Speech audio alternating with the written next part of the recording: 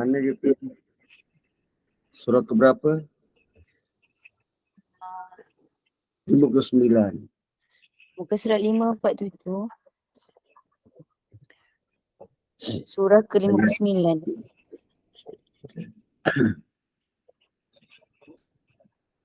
A'udzubillahi minasyaitonirrajim. Bismillahirrahmanirrahim. Suratul Hasyr. Surah yang ke-59, ayat yang ke-10.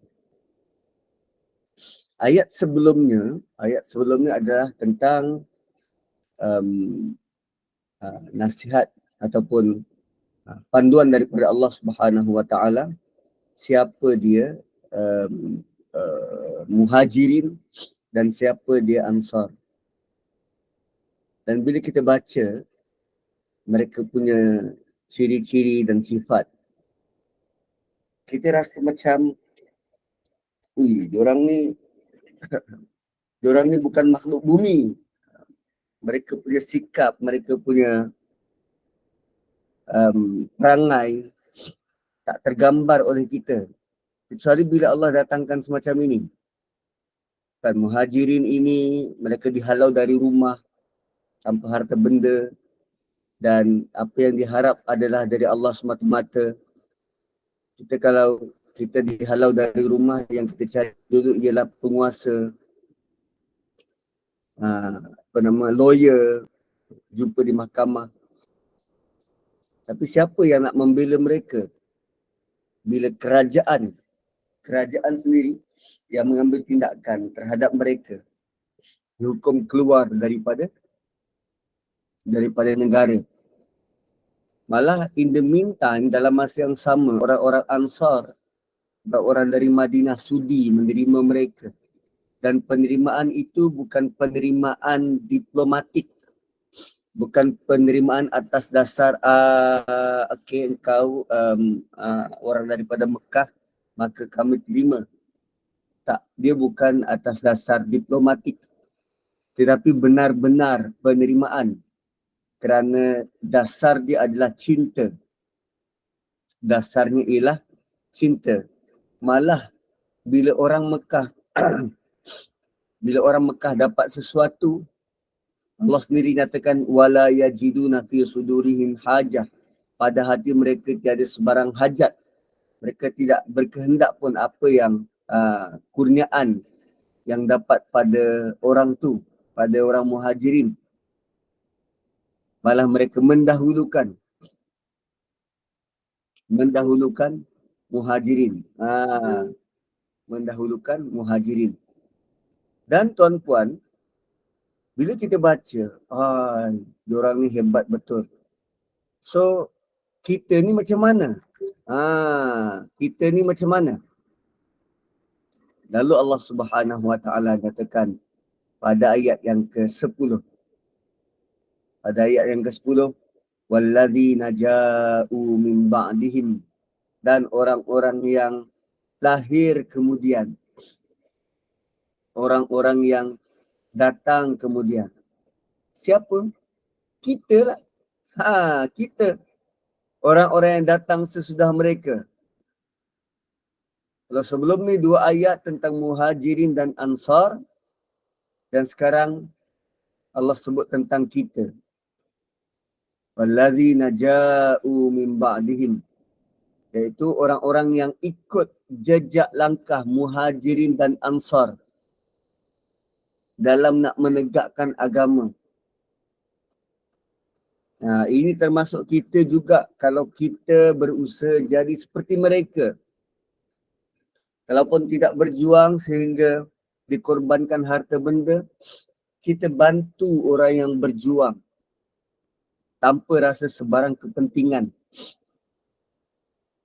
Kalau kita ada usaha dalam nak tegakkan agama Allah, maka kita pun, moga-moga kita pun termasuk dalam golongan itu. Dan kalau ayat ini dibaca, bermula daripada ayat 5, 6, pembahagian harta faid sebelum ini, maka golongan yang datang selepas muhajirin dan ansar juga layak mendapat harta faid. harta fight. So macam mana pembahagiannya? Kalau ghanimah tu setelah peperangan dan harta tu dibahagikan, maka harta fight ni kita dapat tanpa peperangan. Tanpa peperangan. Ada sahabat yang kata kalau tanah tempat musuh telah dirampas, telah didapati hasil dari peperangan, maka dibahagikan, hendaklah tanah tu dibahagikan mengikut kadar ghanimah. Dibahagikan kepada 5 bahagian. 4 bahagian diberi kepada tentera, 1 bahagian diberi kepada negara. Akan tetapi konsep ini tidak dilakukan oleh Umar sewaktu dia memerintah, sewaktu dia menakluk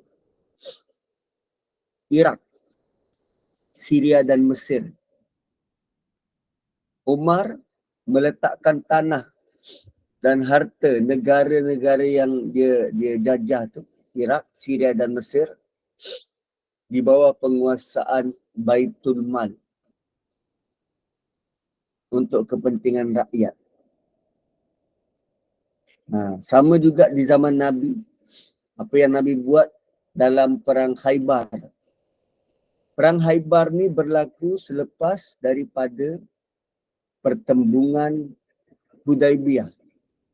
Selepas dari termeteraini perjanjian Hudaibiyah. So perang Khaybar apa yang berlaku? Nabi dan umat Islam telah menang menentang saki-baki Yahudi di Khaybar. Saki-baki Yahudi di Khaybar. Dan Khaybar ni Yahudi dekat situ kaya gila, kaya raya. Dan umat Islam menang dan baginda tak bahagikan tanah dan harta Khaybar ikut 5 bahagian. Tapi Nabi bahagi 2. 1 bahagian kepada negara, 1 bahagian lagi kepada tentera. So ada beberapa occasion yang Nabi buat pembahagian tu berbeza-beza. Sewaktu pembukaan kota Mekah, Mekah tidak dibahagikan kepada 5. Mekah dipulangkan kembali kepada penduduknya. Gitu. Satu, Mekah bukan jajahan Madinah. Tak. Dia bahagikan semula kepada penduduknya. So, kita juga termasuk dalam ayat ini, walladzina ja'u min ba'dihim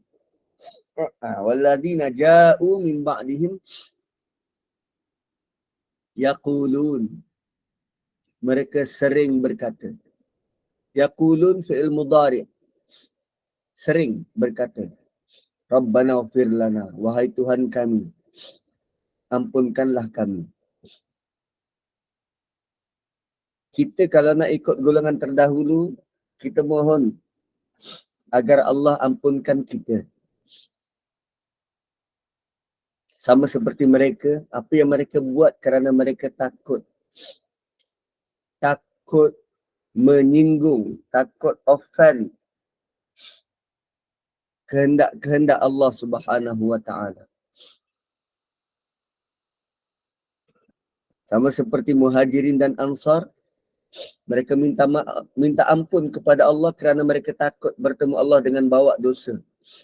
Sama seperti kita takut berhadapan dengan Allah dengan multiple dosa yang kita buat. Dan ini antara doa yang sangat baik untuk kita hafal dan kita bacakan. Rabbana ighfir lana, wahai Tuhan kami, ampunkanlah kami. Wa li ikhwanina alladhina sabaquna bil iman. Dan ampunkan juga saudara-saudara kami yang telah beriman lebih dulu dari kami. Sabaquna bil iman. Ampunkan saudara-saudara kami yang telah beriman jauh lebih dulu berbanding kami. So kita sepatutnya bila kita minta ampun, kita bukan sahaja memikirkan apa yang dosa kita buat, keampunan untuk diri kita.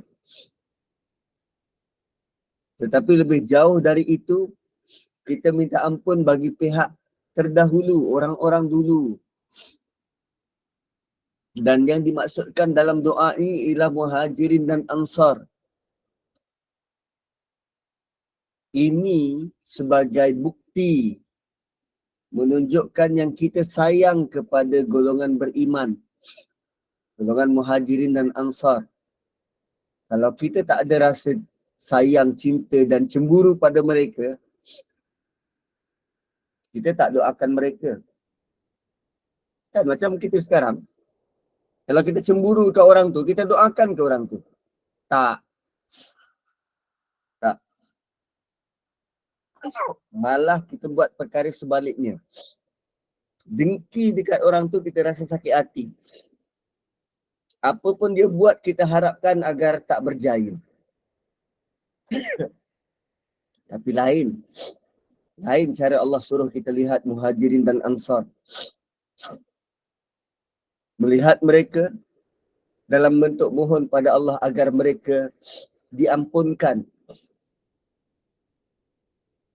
Diampunkan. Dan mereka mendoakan golongan yang beriman. Kerana ada golongan sebelum kita. Kita doakan mereka, golongan-golongan yang beriman. Sebab ada je golongan sebelum kita. Orang seperti Abu Jahal dan Abu Lahab yang tak beriman.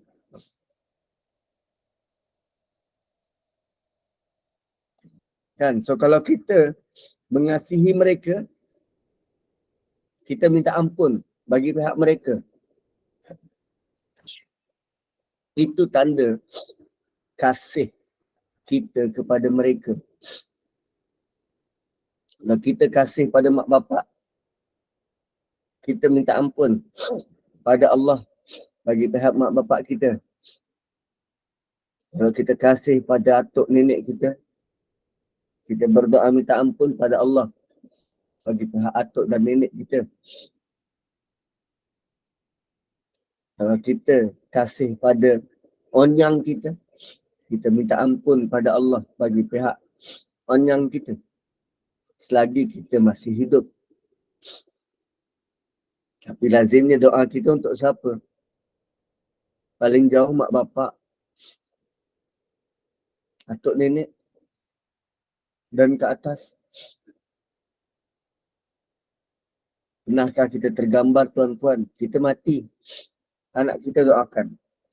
Lepas anak kita mati, cucu kita doakan. Lepas cucu kita mati, siapa lagi nak doakan kita? Siapa lagi nak doakan kita? Kan? So dari doa ini, Allah sudah mengajar kita untuk mendoakan siapa sahaja orang terdahulu yang telah beriman.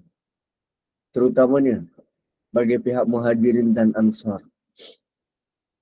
Siapa sahaja. Doa ini meliputi siapa sahaja. Imam Bukhari, Imam Muslim, Imam Syafi'i, Imam Hanafi, Syekh Abdul Qadir Jailani termasuk dalam doa ni. Tak perlu sebut khusus. Ya kalau khusus apa? Apa kelebihan dia berbanding yang lain? Kan doa ni meliputi semua orang. Ikhwanina alladhina sabakuna bil iman. Saudara-saudara kami yang dahulunya telah beriman. Telah beriman. Dan ayat ini juga menjadi bukti kita boleh minta ampun bagi pihak orang yang telah mati asalkan mereka bukan musyrik.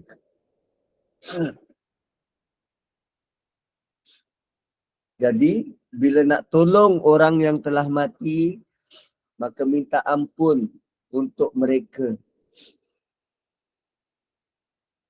Minta ampun untuk mereka. Itu first part. Kita minta ampun bagi pihak mereka. Second part, wala taj'al fi qulubina ghilla lilladzina amanu. Jangan biarkan dengki dalam hati kami terhadap orang beriman. Jangan biarkan hati kami dengki pada orang beriman. Ghil, condong. Ghil ni gelincir. Ghil juga bermaksud dengki, iri hati, perasaan tak senang pada orang lain. Contohnya terdetik dalam hati kita, kenapa dia dapat, aku tak dapat. Ghil ni berada di bawah kalimah hasad. Kalau hasad itu lebih teruk kerana dia mahu supaya apa yang orang lain itu, apa yang orang lain dapat, ditarik dari dia. Ghil adalah dia punya benih. Kalau ghil ni tidak dihapuskan, lama-lama dia boleh jadi hasad. Itu ghil. Allah nak kita berlindung pada Allah. Mohon dijauhkan daripada ghil. Perasaan iri hati. Perasaan iri hati. Kalau tengok ayat di atas, ada perkataan sabakuna, orang terdahulu.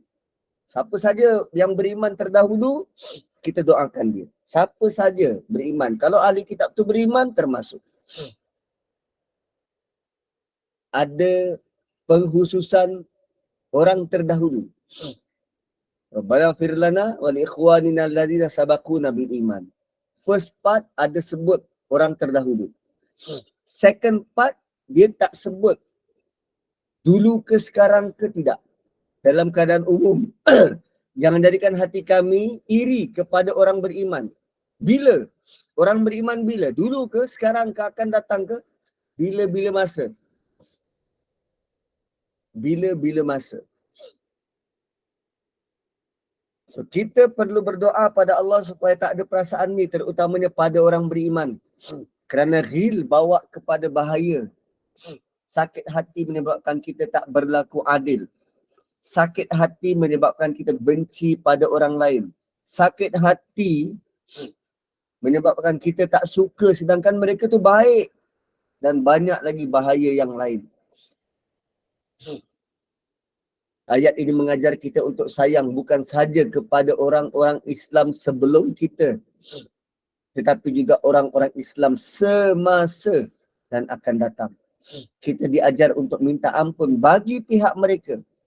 Maka bukanlah kita mencari-cari salah, tetapi kita disuruh menyayangi mereka. Pandanglah manusia lain dengan pandangan rahmah, kasih sayang sesama manusia. Tuan-puan, benda ni penting. Benda ni penting. Ya, kita orang awam. Kita orang awam yang tak cenderung kepada mana-mana kumpulan dalam Malaysia ni, kita tak rasa hangat dia. Tiada orang yang ekstrim terhadap pendapat-pendapat ulama itu, ulama ini.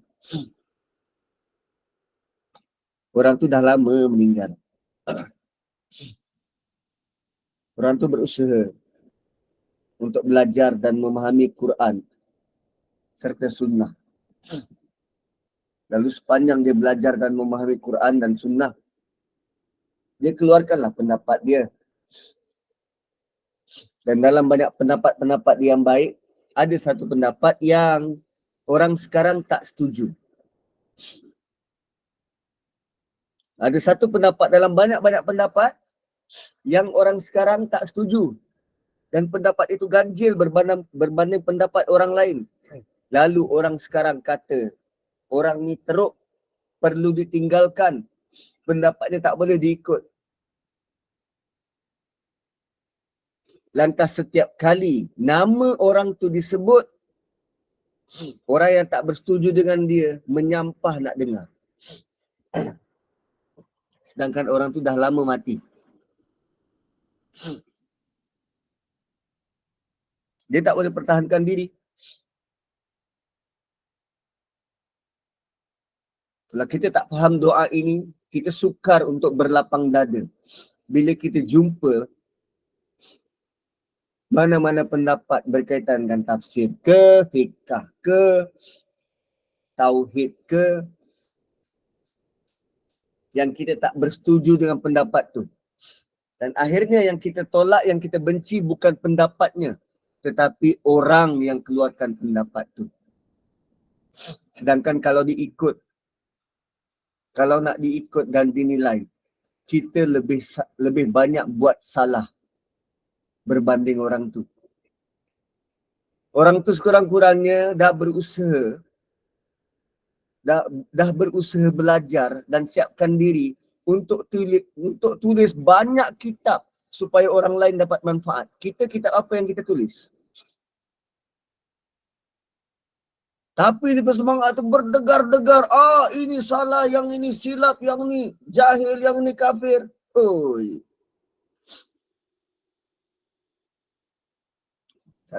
Salah satu bentuk bertasbih ialah bila kita berlapang dada dengan orang lain.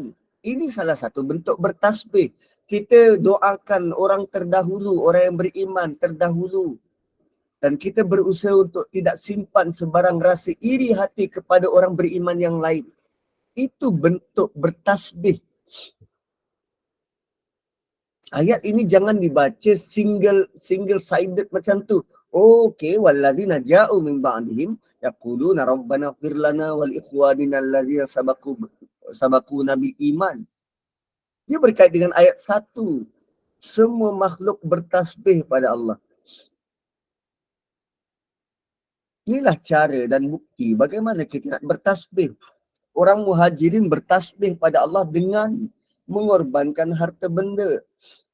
Orang Ansar bertasbih pada Allah dengan mengorbankan kepentingan diri, korbankan emosi. Kita bertasbih pada Allah, korbankan waktu untuk berdoa bagi pihak mereka tanpa sebarang kepentingan. Dan kita juga korbankan apa yang ada dalam hati. Korbankan emosi. Ajar dan didik hati. Jangan dengki dan sakit hati. Terutamanya pada orang beriman. Ada sebuah hadis.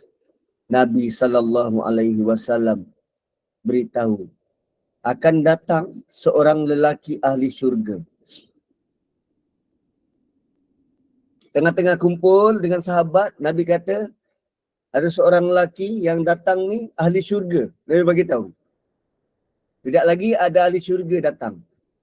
Dan yang datang tu adalah seorang lelaki dari Ansar. Seorang lelaki dari Ansar. Dan dia bukan satu kali, 3 kali benda ni berlaku. 3 kali. Dan dalam banyak-banyak sahabat tu ada seorang sahabat yang dia ingin sangat nak tengok apa amalan lelaki ni. Apa amalan lelaki ni? Sebab Nabi kata dia ni ahli syurga. So sahabat ni nama dia Abdullah bin Amr al-As. Abdullah bin Amr bin al-As minta izin pada lelaki tu, lelaki yang Nabi kata ahli syurga tu, boleh tak aku tinggal sementara dekat rumah? Dekat rumah engkau. Macam tu.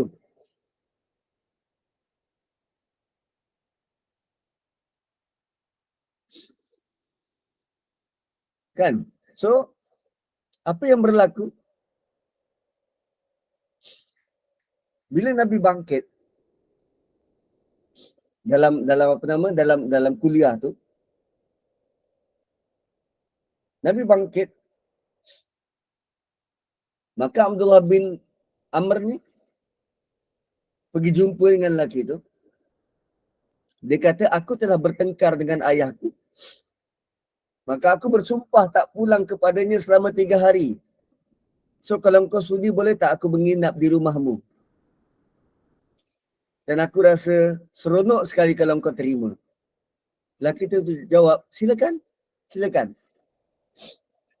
So Anas melanjutkan kisahnya. Anas ni orang yang cerita benda tu. So Abdullah telah ceritakan kepadanya bahawa dia menginap di rumah lelaki Ansar tu selama 3 hari. Dan menariknya, Abdullah, dia tak nampak lelaki tu bangun malam ke untuk solat sunat, tak ada. Dan bila dia berbalik di tempat, ialah dia nak perhati, so dia tengoklah orang tu tidur sepanjang malam. Tapi kadang-kadang dia waktu dia baring-baring tu, dia mengiring ke kanan ke, mengiring ke kiri ke, dia cuma dengar orang tu berzikir. Orang tu tak bangun sembahyang pun. Tapi bila dia terjaga malam, orang tu berzikir, dengar berzikir, ucapkan takbir. Sehinggalah dia solat subuh. Dan Abdullah kata bahawa dia tak mendengar lelaki itu bercakap, berborak benda yang sia-sia, kecuali benda yang baik saja keluar dari mulut dia. So setelah 3 malam berlalu dan hampir saja aku memandang remeh amal perbuatannya, tiap malam ni, 3 malam, Abdullah kata dah 3 malam berlalu dan aku tak nampak pun apa yang luar biasa pada amalannya. Maka aku berterus terang kepada orang tu. So Abdullah ni tanya, Abdullah ibnu Amr tanya, wahai hamba Allah, sebenarnya aku dengan bapakku tak bertengkar pun. Dan kami tak pernah gaduh. Cuma aku pernah mendengar Nabi SAW bagi tahu kami 3 kali. 3 kali. Nabi kata apa? Sekarang akan muncul pada kalian ni seorang lelaki calon penghuni syurga. Dan bila kami lihat, siapa yang dimaksudkan tu ialah kau. 3 kali. 3 kali, 3 occasion berbeza. Maka sebab tu aku nak menginap dekat rumah engkau ni, nak tahu, nak tengok engkau buat apa. So aku nak tiru. Kita tengok para sahabat tuan-tuan. Dia bertarget tu nak masuk syurga. So dia nak tiru apa orang tu buat sehingga boleh masuk syurga. Dia nak tiru. Lalu bila aku tengok, engkau tak buat apa-apa pun. Tak ada yang istimewa pun. Aku nak tanya sendirilah, apa yang kau buat sampai Nabi sebut macam tu, calon ahli syurga. Lelaki tu terkejut. Lalu dia kata, aku tak buat apa-apa. Selain dari apa yang kau tengok, aku tak ada amal apa-apa pun. Selain dari apa yang kau tengok. So, Abdullah bin Amr, dia kata, okeylah aku gerak dulu lah. Gerak dulu. So, bila dia nak beredar, tiba-tiba lelaki tu panggil dia. Tiba-tiba lelaki tu panggil dia. Dan lelaki tu kata, aku tak ada sebarang amalan lain kecuali seperti yang engkau lihat. Cumanya dalam hatiku, aku tak ada sebarang rasa iri hati terhadap seorang pun dari kaum muslim. Dan tidak pula rasa dengki terhadap seorang pun atas kebaikan yang telah Allah beri pada dia. Dan Allah kata ternyata amal itulah yang menghantar dirimu mencapai tingkatan itu. Amal tersebut sulit untuk dibuat, amat berat dan sangat sekresi. Sangat sangat rahsia. Sebab dia berkaitan amal hati. So tuan-tuan, ayat 10 adalah kunci syurga. Ayat 10 adalah kunci syurga.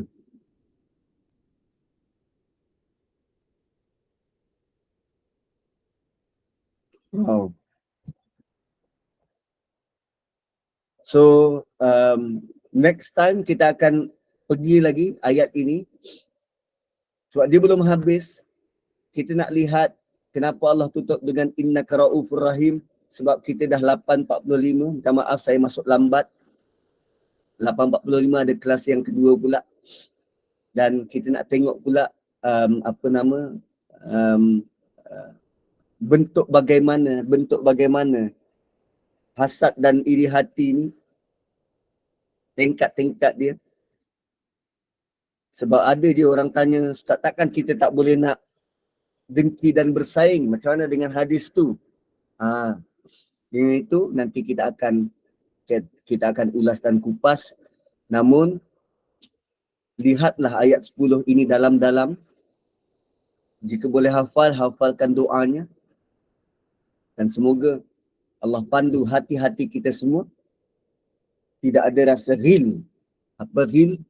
Dengki dan iri hati kepada orang lain yang dapat nikmat.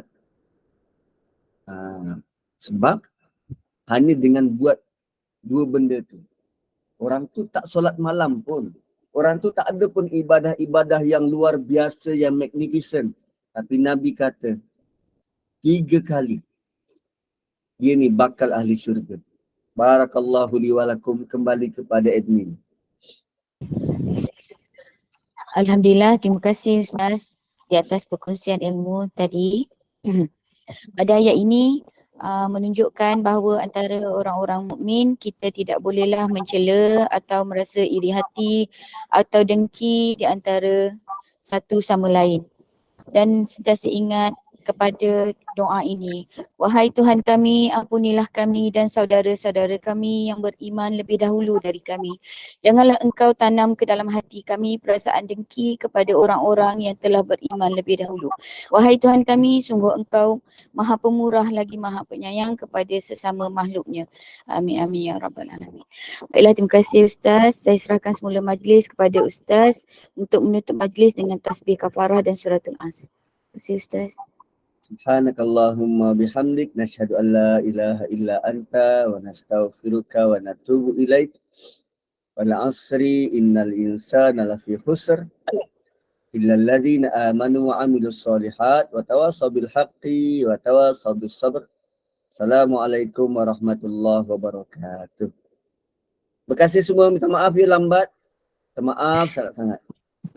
Apa Ustaz? Terima kasih banyak Ustaz. Terima kasih. Lepas ni ada apa? Ania tolong. Terima kasih Ustaz. Terima kasih. Assalamualaikum. Kuliah sunnah, 100 sunnah dengan Muallimah Muhammad Hafiz. Ya, okey. Perempuan yang berada di talian sekarang, Ustaz dah masuk ke? Ustaz Hafiz? Dah. Silakan bukakan majlis. Mohon perempuan jangan keluar dulu, kita teruskan mengaji pagi ni. Silakan Pak Ania. Assalamualaikum warahmatullahi wabarakatuh Ustaz. Waalaikumsalam. Ustaz dah sedia ke? Boleh mula ke? Boleh insyaAllah. Okey. Assalamualaikum warahmatullahi wabarakatuh. Yang dihormati Al-Fadhil Muallim Muhammad Hafiz, yang beserta tim SPAQ dan seterusnya, para jemaah yang masih setia bersama kita pada pagi ini ya. Pada pagi ini kita akan menyambung kuliah kita bersama dengan Al-Fadhil Ustaz dalam tajuk 100 Sunnah Nabi Sallallahu Alaihi Wasallam. Saya serahkan Ustaz majlis kepada Ustaz. Sila Ustaz. Terima kasih. Minta maaf ya. Baik, syukran, terima kasih kepada Bonda Ania. Bismillahirrahmanirrahim. Assalamualaikum warahmatullahi wabarakatuh. Kepada semua muslimin muslimat. Jadi insya-Allah kita mulakan dengan umul kitab dulu. Al-Fatihah. Bismillahirrahmanirrahim. Bismillahirrahmanirrahim. Alhamdulillahirabbil alamin. Arrahmanirrahim.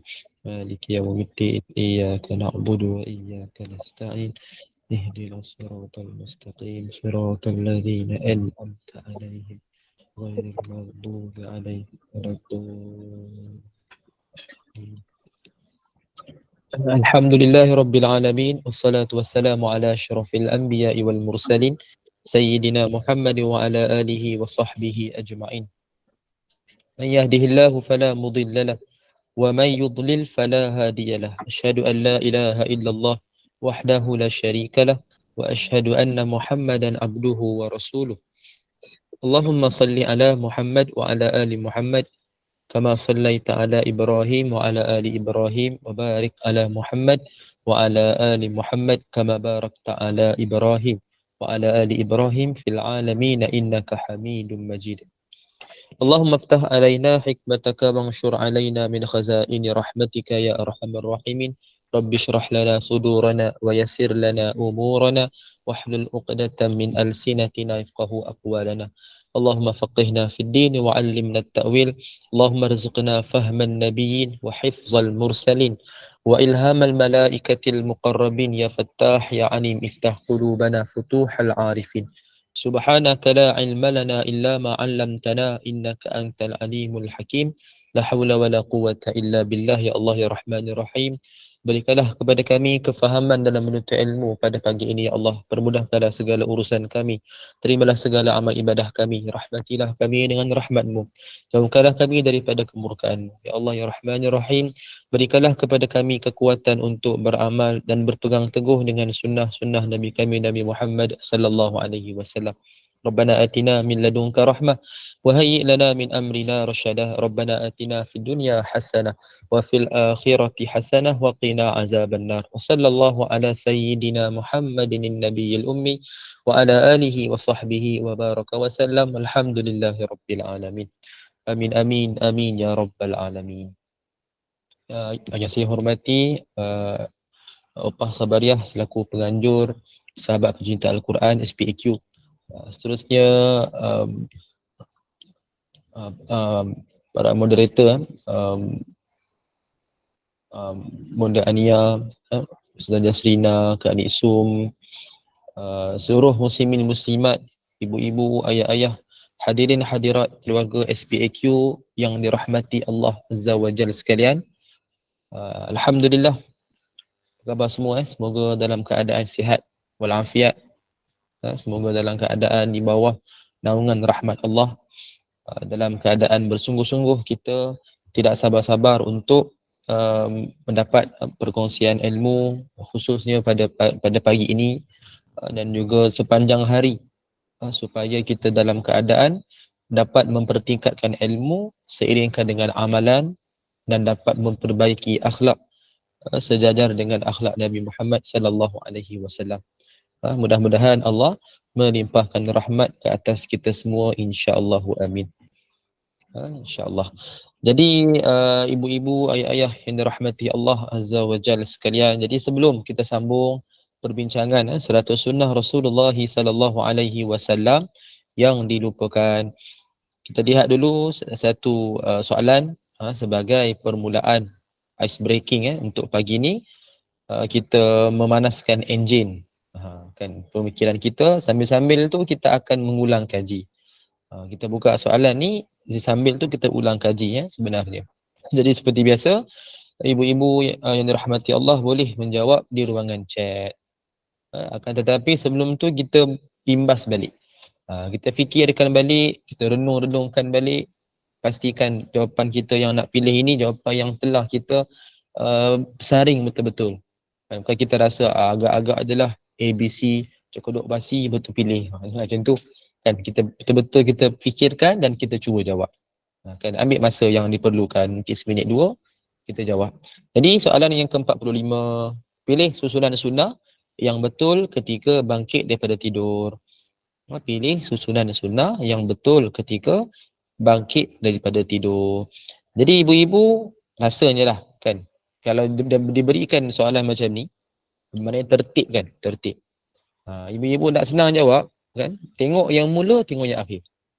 Kan, saya bagi soalan, saya bagi clue sekali maknanya ini taktik jawab lah kan, teknik menjawab lah. Kalau diberikan soalan tertib macam ni, nak tahu kan, kita nak senang, nak kenal pasti, tengok mula, tengok akhir. Kalau mula akhir ni sama, baru kita akan tengok balik betul-betul kan. Tolak siap-siap, buang siap-siap yang mana yang memang salah. Ni saya just bagi clue untuk ibu-ibu jawab. Jadi bolehlah cuba-cuba jawab dulu di ruangan chat kan. Nanti boleh kita sama-sama kita akan bincangkan. Ni alang-alang kita buat ni, kita kira ni lah ulang kaji sebenarnya. Okey, dah ada yang jawab. Tengok sikit ruangan chat. Okey, Bonda Marhani mendahului D. Admin pun jawab D. Okey, kita tengok apakah jawapan yang tepat. Kan kalau ibu-ibu tertanya lah kan, itu Ustaz kalau buat yang lain salah ke?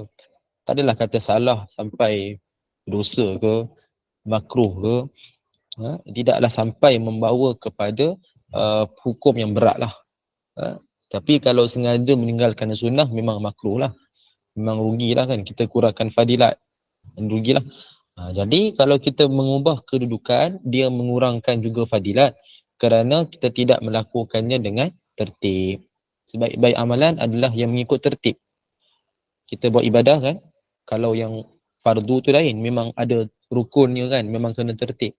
Tapi kalau dalam perbahasan ibadah sunat, macam contoh ni lah adat ni, bahkan kalau ibu-ibu tak buat langsung pun tak ada isu. Tak adalah sampai kata berdosa ke, tidaklah berat begitu kan. Tapi kita ni tahulah mindset kita, alang-alang kita nak buat, biarlah kita menepati sunnah. Kan, kita mendapat fadilat daripada sunnah. Begitulah kita punya persepsi bila nak menekuni pengajian dalam kitab 100 sunnah. Kan, kalau ibu-ibu fikir alah sunnah je, sunat je pun kan, tak payah buat pun tak apa. Kalau begitulah contoh, atalah ada yang terfikir macam tu, maka sampai ke sudah tidak ada manfaat lah kita mempelajari sunnah. Kita mendalami ilmu tentang apa yang Nabi amalkan kan, kerana mindset kita pun dah kira salah. Kita anggap sunnah je kan, tak payah buat pun tak apa. Rugilah. Menjadikan rugi sahaja apa yang kita nak dapat. Jadi sebab itu alang-alang kita bincang ni, kita ulang kaji, biarlah kita beramal ni setepat yang mungkin. Kan, kita tingkatkanlah. Kan, saya sampaikan ni pun bukan kata saya ni perfect semua amal, tidaklah. Kan ada orang dia bertikai juga. Jadi kata orang yang menyampaikan ni tak semestinya dia buat semua pun. Memang tak dapat kita nafikan. Kan, tapi tanggungjawab, antara tanggungjawab seorang yang menuntut ilmu disampaikan pada orang lain. Kan, itu tanggungjawab lagi-lagi sebagai seorang guru lah, memang kena sampaikan, dan di masa yang sama dia pun kena buat. Tapi tak adalah perfect. Kadang kita anggap macam tu, kalau gitu tak ada orang akan bagi nasihat lah. Sebab dia gunakan alasan semua orang tak perfect, tak payah bagi nasihat. Aku tahu apa yang aku nak buat. Kan, payahlah kita nak memberikan teguran kan. Jadi sama-samalah kita saling menasihati, saling bertegur dan saling-saling kita untuk memperbaiki diri. Begitulah kita perbetulkan balik persepsi niat kita sekiranya tersasar. Mudah-mudahan. Baik, jadi ibu-ibu sekalian, ada dah ramai jawab. Okey, alhamdulillah. Syukran wajazakumullahu khairan. Terima kasih kepada yang jawab ambil di ruangan chat tu. Saya sangat menghargai respon kalian. Jadi kita lihat di sini sebulat suara menjawab jawapan D. Jadi majoriti ataupun demokrasi ini telah berjaya. Betul lah jawapannya D. Jawapannya yang tepatnya adalah D. Kerana apa? Kita pun dah pernah bincang dulu. Kalau saya sebutlah cara yang saya sebut tadi tu, maknanya taktik nak jawab kan. Kita tahu bila nak bangkit daripada tidur ni, kita start dengan, kita kalau bangkit daripada tidur secara khusus, kita mulakan dengan mengusap muka. Dan waktu kita mengusap itulah kita boleh membacakan doa. Alhamdulillahillazi ahyani ba'da ma amatani wa ilaihin nusyur. Dia begitu kan. Kerana kalau kita kata nak doa sahaja, kita bangkit, kita tadah tangan, kita baca doa, lepas tu baru mengusap. Kan? Jadi itu menjadi kurang tepat kerana kita boleh ataupun lebih tepat kita mengusap sambil tu baca doa. Kan kita melakukannya maknanya mengusap dululah. Kita start mengusap baru kita baca doa. Sebab itu mengusapnya di tempat yang pertama. Kemudian tadi saya sebut yang beza. Akhir sekali menatap langit dan juga qiyam. Kan itu kita nampak dengan jelas lah kan. Sebelum kita nak qiyamul lail, solat malam, kita selesaikan semua sunnah tentang tidur. Antaranya apa? Iaitu menatap langit. Baca ayat 10 terakhir Ali Imran, kita melihat langit, menatap langit dan kita dah selesai. Kita pergilah solat, mendirikan solat malam. Kan ini semua dalam hadis. Kan yang pertama tu riwayat Al-Bukhari 183 yang membaca doa bangun tidur, Al-Bukhari juga 6312. Kemudian yang ketiga menatap langit, riwayat Muslim 256. Yang semua yang 345 semua riwayat Muslim 256. Jadi kita nampak di sini ibu-ibu sekalian, semua itu dia telah mengikut kepada susunan yang tepat. Maka sama-samalah kita cuba amal. Tak mampu semua, jangan tinggalkan semua. Amalkanlah sebanyak yang mungkin. Mudah-mudahan. Bunda Azizah bagi thumbs up tak berhenti-berhenti. Takut lenguh tangan tu nanti. Okey, sama-samalah kita ambil manfaat insya-Allah. Mudah-mudahan. Jadi satu lagi juga mungkin kita tertanya berkenaan dengan berzikir yang kita dah bincang dulu kan, mengigau tu. Kita baca bagi-bagi kita baca kan. La ilaha illallah wahdahu la syarikalah. Itu adalah zikir, memang kita mulakan dengan zikir, tapi kita amalkan itu ketika mengigau. Waktu mengigau ni maknanya kita tak plan nak bangun terus. Kita tak jangka. Maknanya kita mungkin plan nak bangkit tu mungkin lambat. Kan, tapi nak kata mengigau kan dia berlaku mengejut. So waktu itu kita start dengan zikir dulu. Yang ni yang kita sebutkan sunnah ni berkenaan dengan memang waktu kita nak bangkit. Memang kita nak bangun, memang kita dah set time, memang kita dah niat nak bangun kan. So waktu itu kita amalkanlah sunnah-sunnah ni. Musab, betul baca doa dan seterusnya. Itu sedikit perbezaan lah. Takut ibu-ibu mungkin ada yang terkeliru dan sebagainya. Okey, baik. Jadi insya-Allah kita akan sambung perbincangan. Masuk pada bab yang ke-16. Kita dah semakin nak hampir ke garisan penamat. Iaitu membicarakan pelbagai sunnah tentang atas. Atas ni bukan kereta Hyundai Atos, tapi tentang bersin. Atas bersin pun kita ada nak bincang tentang sunnah ni. Kan nanti ada orang mungkin terfikir kan, bukan ibu-ibu lah, mungkin orang lain lah fikir alah bersin pun nak bincang. Kita bincang kan, sebab apa? Sebab kita ni Muslim. Kita ni ada prinsip kita yang tersendiri. Kan kalau kita buat benda yang sama dengan orang non-Muslim daripada sudut yang kita boleh jadikan ibadah, sama je lah kita buat dengan mereka buat. Jadikan dia adat lah. Contoh tadi tidur kan. Tidur macam biasa, macam orang non-Muslim tidur juga. Kan, maka sama je kita dengan mereka. Maka adat tu sekadar adat aja, fitrah aja. Sifat harus je. Kan? Dia sekadar jadi satu kebiasaan. Tak ada apa-apa manfaat yang khusus. Kan? Untuk agama. Kalau manfaat untuk diri itu mungkin kita cukup tidur, bersemangat pada pagi nak bekerja, itu semua kata mana kita nampak tu urusan keduniaan lah. Fitrah kita sebagai seorang manusia kan. Seorang yang ada tanggungjawab. Tapi daripada sudut agama, kan kita berehat, nak beribadah pada Allah, kerja satu ibadah. Kan kita apa lagi? Kita menyara keluarga satu ibadah. Kan kita mencari nafkah satu kewajipan. Nak menyara isteri anak-anak satu kewajipan. Kan, jadi kita tengok semua adat ni ataupun fitrah manusia dari sudut perspektif agama. Jadikan dia ibadah. So sebab itu bila kita ikut sunnah, setiap perbuatan yang adat jadi ibadah, jadi ibadat. Kan? Kita even kita tidur pun jadi ibadat. Even kita duduk kat dalam surah masjid, surah Jumaat masjid, duduk je, tak ada buat apa pun. Bertafakur ke, kita duduk, bahkan kita tidur pun, kan? Dalam keadaan niat iktikaf. Kan, maka dapat pahala. Kerana apa? Kita duduk di situ dengan niat untuk buat kebaikan. Kita rehat untuk buat kebaikan, dapat semangat untuk beribadah nanti. Dapat persediaan untuk khusyuk dalam solat contoh. Sebab itu jadi ibadah. Sebab itu penting kita untuk menetapkan setiap perbuatan kita ni adalah niat ataupun adalah dia punya doa ataupun zikir. Sebutlah nama Allah. Baik niat pun ada lillahi ta'ala, Baik doa pun sebut nama Allah, ada hajat, baik zikir pun sebut nama Allah. Kan bismillah dengan nama Allah. Dah jadikan dia satu ibadah. Kan? Kalau ada doa yang khusus, ada zikir yang khusus, itu kita utamakan. Sama dalam bab bersih. Kita lihat di situ ada 4 jenis, 4 hadis yang kita boleh bincang. Nanti saya akan bincang satu persatu. Cuma ibu-ibu kalau rasa macam payahlah ustaz kan, banyak sangat, tak apa. Bagi yang rasa banyak, kita akan buka last sekali satu slide. Itu yang ringkasan. Ibu-ibu ambil yang ringkas, yang maknanya yang paling simple pun cukup tentang bersin ni. Kalau kata bagi kita yang rasa nak amalkan pelbagai macam bacaan, kan sunnah kan, kita nak dapatkan banyak kelebihan yang banyak, maknanya bacaan yang banyak yang Nabi amal, yang Nabi iktiraf dalam hadis, maka kita ambil lah semua jenis bacaan ni, tukar-tukar kita baca. Tapi kalau kita rasa susah, ambil yang mana boleh. Tapi kita dengar juga pada pagi ni sebagai ilmu, dapatlah sedikit ilmu untuk kita sama-sama manfaatkan. Qala al-mu'allifah rahimahullahu ta'ala wa nafa'ana bi'ulumiha fi dara insyaallah wa amin. Sunnah ke-79, hadis yang pertama berkenaan bacaan orang yang bersin dan yang mendengarnya. Daripada Ibnu Umar, Abdullah bin Umar, yang mana seseorang berada di sebelahnya, Ibnu Umar ini bersin. Orang tersebut mengucapkan Alhamdulillah wassalamu ala Rasulillah. Segala puji bagi Allah dan salam ke atas Rasulullah. Ibnu Umar, yakni Abdullah bin Umar berkata, aku menjawab dengan ucapan yang sama. Tetapi ucapan ini bukan yang diajarkan oleh Rasulullah sallallahu alaihi wasallam kepada kami. Baginda mengajarkan kami untuk mengucapkan Alhamdulillah ala kulli hal.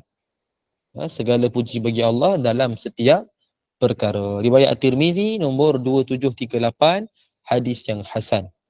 Bukan hasan, hasan, N tertinggal. Baik, jadi ibu sekalian, ini satu kisah yang menarik. Seorang lelaki sebelah Ibnu Umar ketika solat, sebelah Ibnu Umar, ketika mana bersin, dia sebutkan ucapan Alhamdulillah wassalamu ala Rasulillah. Saya zoom in lah. Ibu boleh lihat dalam kurungan yang atas. Alhamdulillah wassalamu ala Rasulillah. Segala puji bagi Allah dan salam ke atas Rasulullah. Dari perspektif kita, kita dengar ucapan ni tak ada yang salah. Yang tak salah pun disebut puji bagi Allah, disebut salam ke atas Rasulullah. Tak ada silap kan? Tapi ucapan ni ditegah oleh Nabi SAW. Dilarang. Larangan di sini membawa kepada makruh. Perkara yang tidak disukai oleh baginda Nabi SAW. Lalu Nabi ajarkan untuk ucapkan ni yang bawah ni. Alhamdulillah ala kulli hal. Segala puji bagi Allah atas setiap perkara. Kita nampak ibu sekalian kat sini satu kisah yang menarik. Walaupun ucapan tadi tak kira salah daripada maksud, tak salah kan. Saya buka dulu sekali. Nampak dulu okey. Atas dengan bawah kan. Okey, tadi tak salah pun ucapan tu. Tapi Nabi melarang kerana di situ kita meletakkan sesuatu bukan pada tempat. Kita bersin, disebutkan antara hikmah kita sebut Alhamdulillah ni kenapa? Ketika bersin, nafas kita, kalau kita perasan, nafas kita ni terhenti seketika. Kan masa kita nak hacum tu kan, dia berhenti seketika. Maka kita boleh faham, boleh jadi kita berhenti nak bernafas, nak bersin, boleh jadi kita akan stop nafas terus. Maknanya boleh mati, boleh meninggal lah. Dia macam kita kata orang dalam tidur kan. Kan ada orang meninggal dalam tidur. Kan? Ada orang dia meninggal ketika mengejut ketika main pun ada. Contoh yang pernah berlaku jugalah ketika main badminton kan. Ada seorang imam yang meninggal, ditarik nyawa kan. Bahkan banyak keadaan lah yang ditarik nyawa ni mengejut sangat kan, dalam keadaan yang tak disangka pun ada. Kan? Jadi sama juga dengan keadaan bersin, tak mustahil kalau kita nak bersin, ditahan nafas kita, Allah menahan nafas, maka boleh menyebabkan kematian. Paling tak mungkin pingsan. Kan? Jadi sebab itu kita ucapkan Alhamdulillah kerana Allah memberikan kita nafas sambung untuk hidup. Kan? Macam tidur lah kita bangkit, takut kita tak bangkit dah, meninggal terus kan. So kita bangkit sebut Alhamdulillah. Kalau tak bangkit, orang yang sebut Inna Lillah. Maksudnya dah mati lah kan. So nak kata kita sebut tu ada hikmah. Tapi kita sebut juga wassalamu ala Rasulillah. Maka ini yang Nabi larang. Kerana tidak ada keperluan sebut salam ke atas Rasulillah di tempat kita bersin tu. Dan Nabi ajarkan satu ucapan yang lain bawah tu, alhamdulillah ala kulli hal. Segala puji bagi Allah atas ataupun dalam setiap perkara. Ini yang kita kena ambil pengajaran. Meletakkan sesuatu biar pada tempat. Contoh, lepas solat, ada yang pernah bertanya lah, soalan dah lama dah, tentang nak selawat. Kan? Apa yang dia buat? Lebih kurang lah soalan dia, saya tak berapa ingat ayat dia. Tapi maksud dia apa? Dia nak amalkan selawat sahaja selepas solat. Kan? Tak salah. Dia ikut pada pemikiran kita tak salah.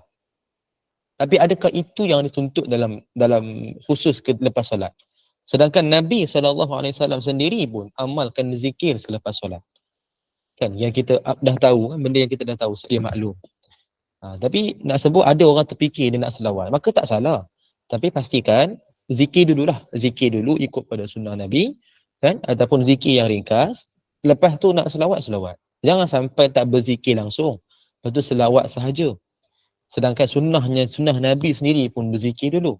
Istighfar lah paling kurang kan. Astaghfirullah. Lepas tu kalau boleh sambung lagi. Kalau tak nak pun selawat ringkas. Selawat lah lepas tu. Tapi start dengan zikir dulu. Kan? Utamakan apa yang Nabi buat. Kan? Kita letakkan kedudukan yang sesuai.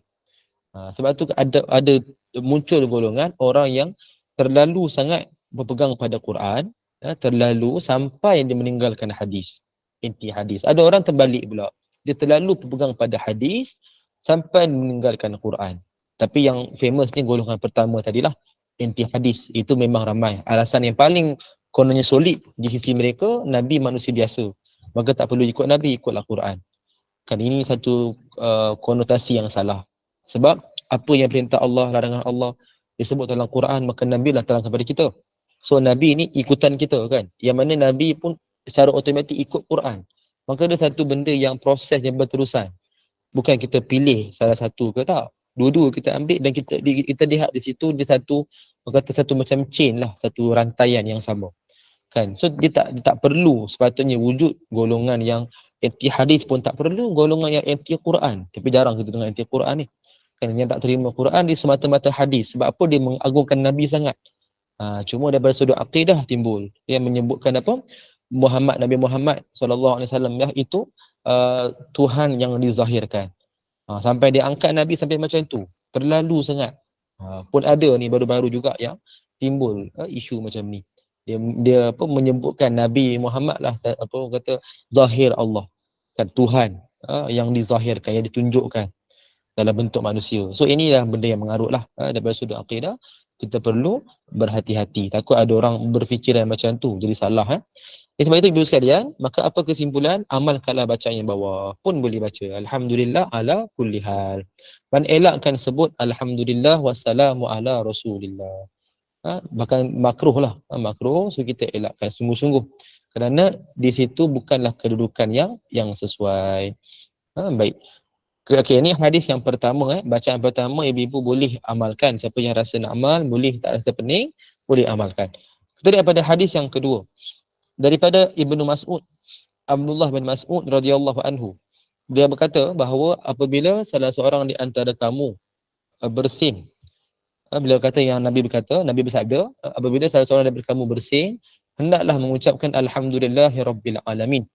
Dan hendaklah orang yang mendengarnya menjawab dengan ucapan yarhamukallah. Lalu orang yang bersin pun menjawab yaghfirullahu lana wa lakum. Okey, ini satu hadis yang sahih riwayat An-Nasa'i 9982. Ini pun menarik juga. Satu lagi lafaz yang boleh kita amal. Tadi alhamdulillah ala kulli hal. Yang ni alhamdulillahi rabbil alamin. Segala puji bagi Allah, Tuhan sekalian alam. Orang yang dengar dia jawab yarhamukallah. Allah rahmati kamu. Kita yang bersin tadi dah sebut alhamdulillahi rabbil alamin. Kawan sebelah kita dah jawab dah yarhamukallah. Kita jawab balik yaghfirullahu lana wa lakum. Allah mengampuni kami dan kamu semua. Kami semua dan kamu semua. Ini satu sunnah yang kita boleh amalkan. Maknanya sebutlah alhamdulillahi rabbil alamin. Segala puji bagi Allah Tuhan semesta alam. Dan ibu sekalian elakkan sebut terima kasih. Saya sudah pernah hurai sebelum ni. Mana yang tak disebut dalam Islam, kita mendapat nikmat adalah dituntut untuk bersyukur. bersyukur dengan ucapan alhamdulillah, zikir. Kan zikir dengan ucapan ataupun istilah alhamdulillah. Bukan berterima kasih. Berterima kasih ni adalah budaya ataupun kita amalkan sebagai satu adat dengan makhluk lah, kan, terutamanya manusia lah. Kita ucapkan terima kasih, menghargai pengorbanan, bantuan dan sebagainya. Tapi dengan Allah, Tuhan, kita dituntut untuk bersyukur. Maka bersyukur dengan lafaz alhamdulillah. Bukan dengan berterima kasih. Kita amalkan juga alhamdulillahirabbil alamin pun boleh. Dan kita lihat di situ, apakah hikmah diamalkan yaghfirullahu lana wa lakum. Kita cuba bayangkan, katalah kita bersih, kita sebut alhamdulillahirabbil alamin. Kawan sebelah kita dia jawab yarhamukallah. Ni kalau lelaki lah yarhamukallah. Kalau perempuan yarhamukillah. Allah rahmati kamu. Kita jawab balik kat dia.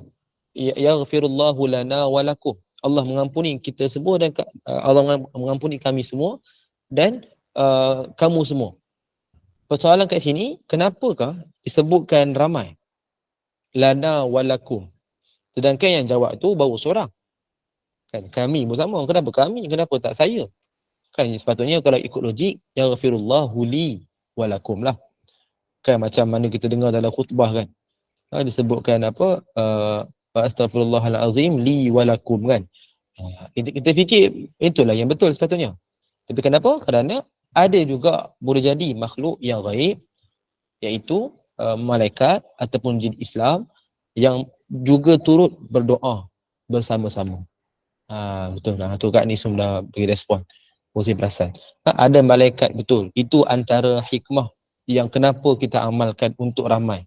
Tak mustahil sebab mereka bersama-sama kita. Cuma kita tak nampak.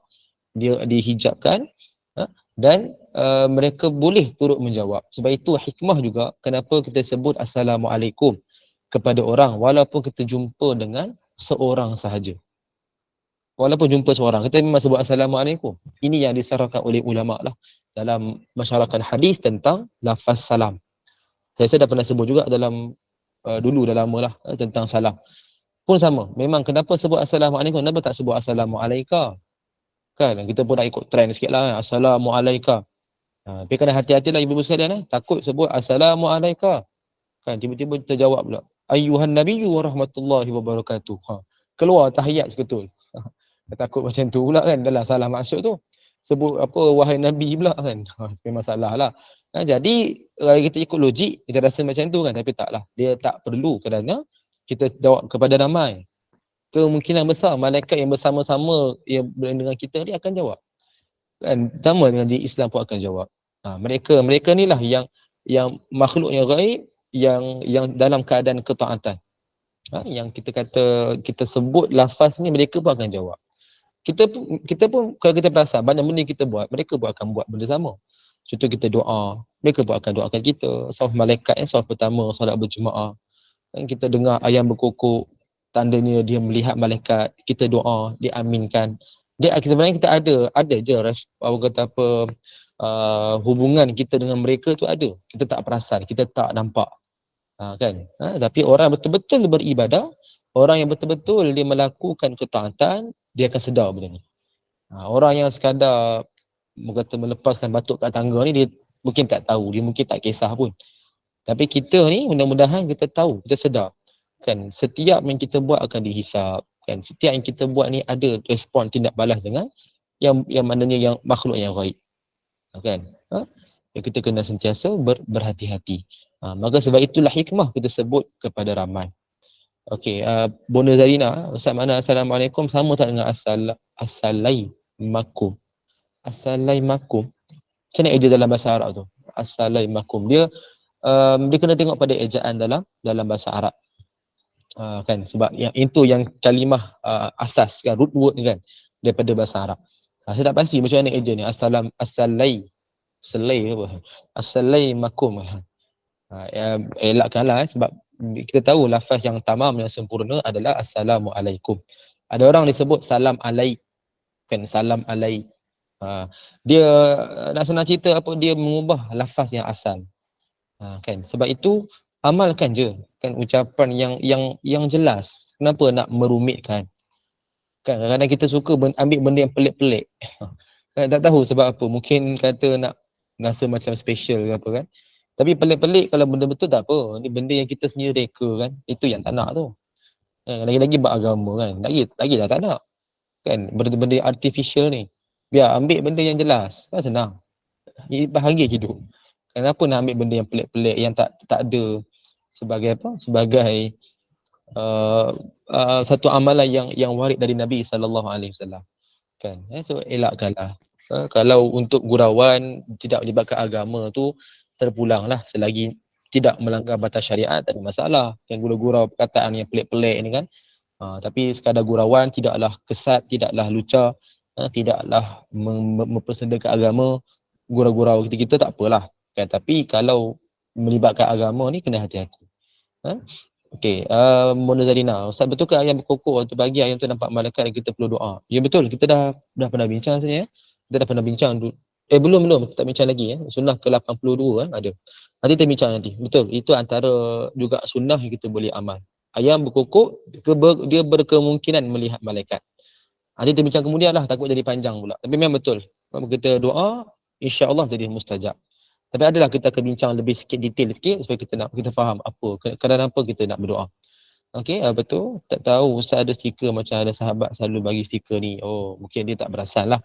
So kita boleh gunakan stiker yang betul. Stiker yang betul untuk memberikan lafaz salam tu.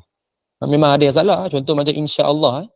Insya-Allah ni ada yang saya tak dalam chat lah. Mungkin kau ibu boleh ibu boleh ni lah berhati-hati Ada juga yang amalkan insya-Allah, dia amalkan dengan ejaan macam ni. Kau ada yang perasan kalau mungkin boleh respon. Dia tidak mengasingkan huruf ataupun sepatutnya insya' tu dia ada gap, ada space kan. Insya' tu. Insya' ni pula kalau ikut dalam bahasa Arab maknanya membina kan, nasya'a ataupun dia mengarang, membina macam tu kan. Dia bila gunakan istilah macam tu, ada satu stiker memang ada orang hantar kat saya lah. Dia insya-Allah dia tak pisahkan nun. Kita sangka baiklah mungkin orang yang hantar pun tak tahu, orang yang buat pada asal pun mungkin dia tak perasan. Kan? Tapi dia mengubah maksudnya asal. Sebab tu kita nak hati-hati kan dalam bahasa Arab, penting bab tulisan ejaan ni. Bahkan baris pun penting. Lagi-lagi letak nama anak, lagilah penting. Orang kadang-kadang ikut trend sangat sampai maksud jadi pelik. Maksud jadi salah pun ada. Kan? Sebab itu rujuklah dalam dengan orang yang arif kan. Simple, tak nama anak pun kita tak pasti kan. Kan nama pelik-pelik kadang-kadang. Tak ada maksud. Kalau kita kata zaman dulu tu mungkin tak ikut sangat tu, kita boleh terima lagi. Nama pelik-pelik tu kita boleh terima lah. Makin zaman tu tak ada lagi pendedahan. Zaman kita ni dah cukup maju dah. Bahkan ada orang dah ramai, para asatizah sendiri pun ada yang buat kitab tentang nama-nama, kelebihannya, sejarahnya. Kan orang-orang yang ada nama ni apa sejarah kehidupan dia. Kan nak bagi kita dapat semangat letak nama yang baik-baik yang menepati dengan kehendak dalam Islam. Kan tapi kita masih lagi nak ikut trend nama pelik sampai ikut nama orang Korea pun ada. Kan ikut bunyi-bunyi ataupun semata-mata bunyi trend kan. Bunyi macam Korea lah, bunyi macam Jepun lah yang suka anime tu. Benda ni semua itulah nak kata kita ni ada prinsip lah kan. Kalau benda tu bunyi lebih kurang tapi maksud betul tak ada masalah lagi. Tapi kalau bunyi dah pelik, maksud pun tak ada, memang kena muhasabah balik lah kan. Apa tujuan kita letak nama anak macam tu kan. Sebab saya sebagai seorang guru memang terima hampir setiap tahun ni ada nama pelik yang maksud pun tak ada, nak sebut pun pelik-pelik kan. Benda yang kita kena hati-hatilah. Benda macam ni kena berhati-hati. Baik. So ibu-ibu pastikan sebutan insya-Allah tu kita nilah hati-hati, jangan sebut jangan letakkan stiker macam tu. Dia kena pisahkan. Kalau bahasa Arab dia insya-Allah tu kena pisah. Saya bagi yang betul lah. Insya-Allah. Sebab tu kalau boleh hantarlah anak-anak cucu kan belajarlah bahasa Arab. Kuasailah bahasa Arab. Ni bahasa kita, bahasa sebagai seorang muslim. Kita mungkin tak berapa pandai sangat dah. Kita mahir sangat tak boleh. Tapi anak cucu tu boleh kita asah dia. Kan kita kadang rasa bangga, happy kalau anak cakap English begitu fluent, begitu fasih. Kan? Tapi kita nak kena ingat, kita sebagai seorang muslim, prinsip kita bahasa Arab tu lagi penting. Tak kata nak halang, nak speaking lah, itu untuk dunia. Tapi kalau speaking kita boleh berikan komitmen, berikan kepentingan. Lagi penting bahasa Arab. Daripada bahasa Arab itulah kita dapat kuasai kita Arab yang menjadi asas dalam pengajian Islam. Daripada bahasa Arab kita boleh menghayati maksud Al-Quran. Bila baca dalam solat kita boleh faham. Kan kita baca hadis, dengar hadis, bacaan matan pun kita dah tahu maksud dia apa. Tak perlu dengar terjemahan. Kita tahu maksud tu apa. So penting ibu sekalian. Kalau kita boleh pentingkan English, kita boleh berkomitmen keluarkan macam-macam duit untuk nak hantar anak tuition ke apa. Lagilah penting kita mempelajari bahasa Arab. Lagi penting sebab itu bahasa kita sebagai seorang Muslim. Sebab kita ibu sekalian, kita ambillah perhatian dulu ni. Mudah-mudahan. Baiklah, kita nak fokus pada isu je lah. Mana-mana dah biar. Okey, kita tengok pada hadis yang ketiga. Okey, ini pun ibu-ibu sekalian boleh amal. Okey, ni hadis terusnya. Kita boleh amalkan juga. Iaitu, ni yang paling ringkas. Iaitu saya terus ringkaskan je lah. Yang pertama, Alhamdulillah. Segala puji bagi Allah. Yang pertama ni lah, yang atas tu. Kemudian, ini yang orang yang bersin. Yang mendengar, dia akan jawab, Ya Rahamukallah. Yang bawah ni. Ya Rahamukallah. Macam biasalah, kalau lelaki ka, kalau perempuan ki. Kalau ramai-ramai bersin berjemaah. Jadi sebutlah kum Ka tadi seorang lelaki kan. Ki seorang perempuan. Kalau kata ramai-ramai bersin berjemaah, semua hacu. Kan kita amalkanlah yarhamukumullah, tapi tak berlaku lah kot macam tu. Ada pula orang bersin berjemaah kan. Kita yang dengar ni, kita yang bersin tadi dah sebut alhamdulillah, dengar kawan tu sebut yarhamukallah, Allah rahmati kamu. Jawab balik dengan yahdikumullah wa yuslihu balakum. Allah memberikan hidayah kepada kamu semua dan memperelokkan urusan kamu semua. Pun sama, kenapa guna kum? Kerana kemungkinan besar sama je. Malaikat dan juga di Islam ni akan juga doakan kita. Tak mustahil. Bahkan banyak hadis kita dah bincang pun. Dah dengar dalam kitab-kitab yang muktabar berkenaan isu ni. Memang mereka pun akan turut bersama. Dalam majlis ilmu mereka ada kan. Bersama kita ni sekarang mungkin ada. Kita pun tak nampak. Kan kalau nampak dah lari bertempiaran dah. Kan. Lagi-lagi saya dah off dah. Kamera off terus, left terus Google Meet ni. Takut sangat kan. Kita dah dalam keadaan yang kata apa terkejut kan. So kita tahu di situ maka kita amalkanlah doa ni ataupun zikir ini secara berterusan. Jadi apa ringkasan dia? Kita buka ringkasan, ibu-ibu boleh snap siap-siap bagi yang berhajat lah. Kod nak tukar-tukar bacaan tapi jelas saya bagi ni saya dah mampatkan dalam satu slide Okey, dia ada 3 lah Kita yang bersin jawab apa, kemudian yang dengar tu jawab apa, kemudian jawapan balas balik. Jawapan apa. Ni ibu-ibu boleh snap siap-siap lah. Saya tak nak panjang-panjang cerita. Takut jadi lambat lagi panjang ceritanya. Cuma yang saya garis-gariskan tu boleh pilih. Slash tu maknanya bacaan yang berbeza. Boleh pilih. Nak pilih. Saya letak yang first tu, semua yang ringkas. Contoh saya zoom in sikit. Tak apalah ibu-ibu snapshot dulu lah. Mungkin ada yang nak snapshot ke apa kan. Ada yang nak screenshot ke. So screenshot dulu tak apa. Nanti boleh zoom in sikit kot kita boleh besarkan sikit. Jadi ucapan ni yang mula-mula semua tu saya letakkan yang ringkas. Alhamdulillah.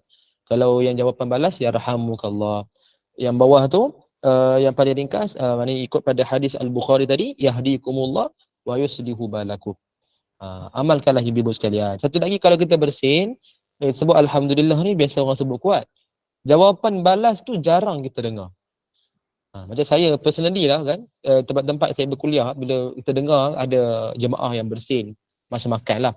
Kata solat masa makan kan. So dia ada yang diam, ada yang memang disebut perlahan alhamdulillah. Ada yang sebut kuat. Dia bersin jom alhamdulillah. Jawapan balas tu jarang kita dengar. Mana orang jarang kita dengar kuat. Dia nak kena kuat supaya orang tu dapat tahu ada orang doakan dia dan dia boleh balas. Kan sebab dia satu reaction, chain reaction daripada ucapan yang kita bagi akan ada balasan. Kita bagi ada balas, kita bagi ada balas. Macam tu. Kan saling mendoakan dalam keadaan yang berbalas. Maka sebab itu kita sebut alhamdulillah ni kuat kan. Alhamdulillah. Lepas tu orang yang dengar jawab yarhamukallah. Kan kalau boleh praktikkanlah. Betul kita yang dengar orang sebut yarhamukallah, jawab balik yahdikumullah wa yuslihu balakum. Kan? Allah Allah memberi hidayah kepada kamu semua dan memperelokkan urusan kamu semua. Jadi ibu sekalian, kita amalkanlah macam ni. Seboleh-bolehnya kita amalkanlah macam ni. Kita amalkan supaya dapat suburkan sunnah.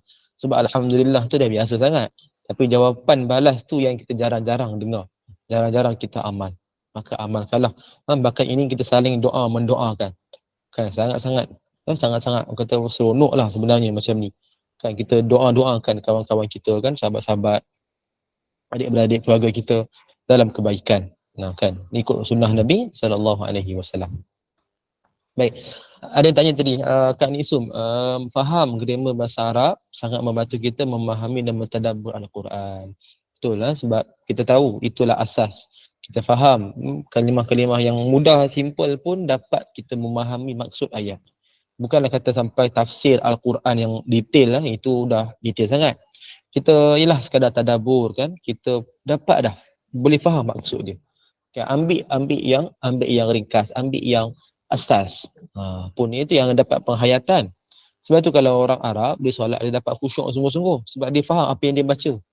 Kan kadang-kadang kita doa pun kita ambil ke imam baca doa ataupun kita baca doa sendiri bahasa Arab.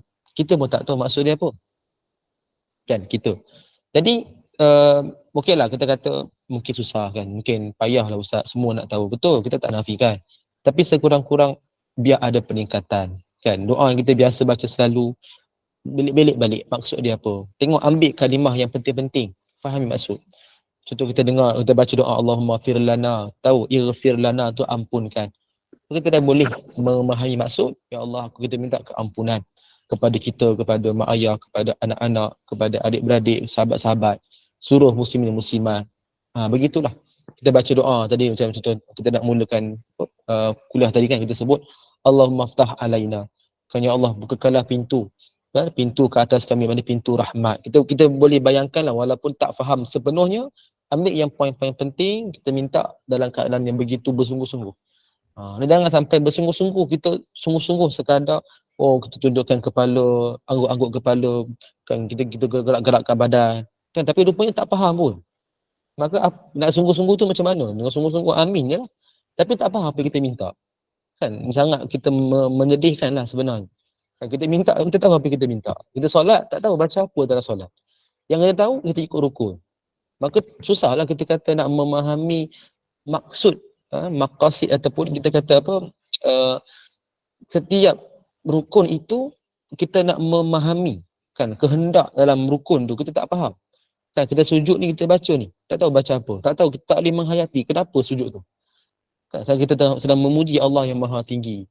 Kan, dengan pujian baginya. Kita sebut, kita doa duduk antara dua sujud, kita sebut ya Tuhan ampunilah aku, rahmatilah aku, tutuplah aibku, berikan rezeki padaku. Maka semua itu doa yang komplit lah kita baca kan. Jadi sebab itu ibu sekalian, amalkanlah biar kita faham. Kalau boleh nak kata penting di bahasa Arab lah. Bahasa Arab ni sangat penting untuk kita fahami. Okey, Bona Noria, kalau bersin berkali-kali kena ucap alhamdulillah juga ustaz. Betul, setiap kali kita bersin alhamdulillah. Tapi kalau orang yang berturut-turut, kalau berkali-kali maknanya kalau ada gap tu lain cerita kan. Kita ada gap tu lain. Kalau orang yang jenis yang hacum lagi, mungkin masuk habuk lah kat hidung kan. So tak apalah, dia tak ada gap. Maka bila dah ada selang, dah berhenti, dah bersin berkali-kali tu, bersin berkembar, so dah ada ketenangan, ucaplah alhamdulillah sekali saja. Sebab dia bersambung. Kan dia tidak ada gap. So sekali itu dah memadai, dikira satu bersin. Tidak ada selangan. Tapi kalau kita dah bersin, alhamdulillah, lama sikit bersin lagi, alhamdulillah. Begitulah cara dia. Tapi kalau kita bersin hacum, betul, ambil nafas lagi, hacum lagi. Betul, ambil nafas, hacum, keluar ke hak semua kan. Yang tu amalkan zikir sekali cukup. Sekali cukup dah, sebab dia dikira satu bersin yang sama dalam keadaan berturutan tanpa selangan. Dikira sekali dah tu. Sebab itu sunnah, kita mengasingkan fardu dengan sunat. Solat fardu, solat dah kan, kita pisahkan dengan bacaan ataupun berpindah tempat. Saya dah pernah bincang dulu pisahkan, maknanya biar nampak beza, biar ada selangan, biar ada satu keistimewaan, satu sunnah. Sebab kalau tak, dia dikira macam sama, dia sambung tempat yang sama, maka orang akan khawatir kan, sambung maknanya solat yang sama ke kita sambung ni. Maka orang tak nampak beza. Itu hikmah pada orang lah. Pada sunnah Nabi pun, dia seolah-olah menyamakan fardu dengan sunat. Dia ada beza. Dia kalau solat ibadah sunat, dia ada keringanan sikit. Ada rukhsah yang lebih berbanding ibadah fardu. Ada beza. Macam puasa lah kan. Puasa kalau niat fardu, mesti sebelum subuh. Tapi kalau sunat, dia ada kelonggaran sampai sebelum gelincir matahari. Dia kiaskan kepada hadis berkenaan bersugi. Sampai mana sebelum zuhur boleh. Kan bersugilah, bersugi. Maka sama dalam ibadah sunat, puasa sunat adanya keringanan. Kan? Macam solat sunat pun ada keringanan untuk kita melakukannya di atas kenderaan. Kan kalau kita tekan dalam kenderaan lah. Yang mana solat tu sah. Kan kalau fardu dia kena ulang. Ikut pada mazhab kita lah, dia kena ulang. So kita dah bincang dulu. Maknanya ada perbezaan. Fardu dengan sunat ni mesti ada beza. Kan ada syarat-syarat yang khusus dan sebagainya. Maka samalah dalam isu ni. So kita fahamkan. Maknanya biarlah ada ucapkan zikir tu sekali pun cukup bila mana bersin itu berturutan. Sebab dia dikira sekali. Tidak ada pemisah. Kan? Itu kaedah yang tepat lah. Kemudian, okey, insyaAllah diamalkan selalu. Sama-sama kita amal, Kak Noh. Kemudian admin dapat memahami bacaan dalam solat supaya lebih khusyuk. Betul. Itulah asas yang paling penting. So maknanya kuncinya adalah kita memahami bahasa Arab. Jadi sekarang sama-sama lah kita cuba menguatkan bahasa kita. Itulah kata-kata kita mungkin tak mampu sangat, kita hantarlah anak-anak kita kan mendalamilah bahasa Arab. Kalau boleh kan, kalau sekolah rendah tu wajibkanlah, bagi yang belum lah, wajibkanlah mereka ni sekolah agama. Wajibkanlah sebab saya kira sangat penting, lagi-lagi zaman yang sekarang moden ni, zaman yang ada penuh dengan gadget ni, banyak cabaran sebenarnya. Kalau kita kata tak payahlah ustaz, cukup dah, dia rasa penat. Contoh kalau ada yang berpandangan macam tu. Tapi kalau kat rumah, dia adalah alternatif yang baik, tak apalah. Dia terpulang pada dia kan. Tapi kalau tak ada alternatif, sekadar duduk rumah, main handphone sahaja, sekadar membazirkan masa, sekadar bercampur dengan kawan-kawan yang kita lihat tak berapa nak matang, kan takut dia tersalah pilih jalan, maka selamat adalah hantarlah ke sekolah agama. Sekurang-kurang dia tak skor tinggi pun tak apa, tapi dapatlah ilmu untuk dia dapat mantapkan pegangan dia sebagai seorang muslim. Sebab saya kira sangat bahaya zaman sekarang ni kan, dengan saya sendiri alami dengan generasi sekarang sangat merisaukan kerana dulu-dulu pelajar ataupun jenis pemikiran yang pandai, mereka ni akan jadi matang. Maknanya mereka tahu okey ni salah tak boleh buat, ni tak elok kan, ni kena report dengan cikgu kan, contohlah kan. Tapi zaman sekarang kita lihat kepandaian tu telah disalahgunakan. Yang saya sebut ni atas pengalaman saya sendiri. Saya tak nak cerita panjang lah, takut keluar cerita, dan saya tak nak mengaibkan siapa-siapa. Cuma nak sebut sifat dia, ciri-ciri dia apa, pelajar yang pandai, yang kata sepatutnya jadi matang, dia pula yang jadi orang yang kontrol, buat sama-sama kejahatan. Dia yang pandai untuk memutar belik cerita pula. Kan dia yang menjadi punca orang lain buat masalah. Sampai macam tu. Walaupun dia pandai, tapi dari sudut akhlak dia tak ada. So ini benda yang kita risau sebab kita harapkan budak pandai ni lah dapat memberikan pengajaran, kan, dapat membentuk, mendidik kawan-kawan dia. Yang jenis kurang ni, sebab biasa kurang pandai ni ataupun kurang fokus dalam kelas, dia berbunca daripada dia bermain kan. Tapi dia tak adalah kira jahat lagi kan. Tapi kalau dah budak pandai pun macam tu, yang sepatutnya membimbing pun dia pun dah rosak dan dia merosakkan orang lain, maka habislah, maknanya tak ada dah kelompok yang dapat memperbetulkan. Betul, mastermind. Betul, admin. Ni saya cakap ni atas dasar pengalaman saya sebagai seorang guru di sekolah, dan saya sekadar share ni supaya kita dapat celik lah. Maknanya satulah, jangan terlalu percaya pada anak sangat. Itu. Dia kata suruh sangka buruk, tak. Tapi kita kena pantau. Jangan ada mindset, anakku mesti baik. Tak semestinya. Kat rumah dia lain, kat sekolah dia lain. Kat sekolah dia depan guru lain, depan kawan-kawan dia lain. Dia zaman sekarang ni dah cukup pandai budak-budak ni, dia berlakon sebenarnya. So kita kena lebih pandai daripada dia lah, baru kita dapat kesan apa yang dia rasakan daripada kita. Antara punca handphone lah, daripada handphone lah dia banyak yang jadi tak berapa nak betul. Kita lah kena cari jalan supaya jangan terlambat lah, takut susah nak penat patah balik. Tu kita risau. Okey, baik, Mona Jamalia, Ustaz, jika kita biasa dalam solat kena ucapkan alhamdulillah ke? Okey, ni menarik ni. Memang ada satu sunnah nanti 80, sunnah ke 80 kita bincangkan tentang alhamdulillah dalam solat. Yang akan merangkumi soalan bonda zaman dia ni.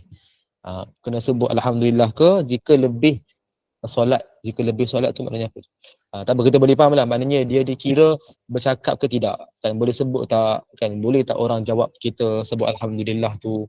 Nanti kita bincang kemudian. Dia ada sunnah ke 80 kita akan bincang. Ini bukan pagi ni lah, ni pun nak masa nak habis dah. Kita habiskan dengan satu lagi ni, lepas tu kita akan sambung lagi pada kuliah akan datang lah. Nanti kita akan bincang insyaAllah. Baik, kita tengok pada sunnah tambahan. Ini alang-alang saya sebutlah sekali.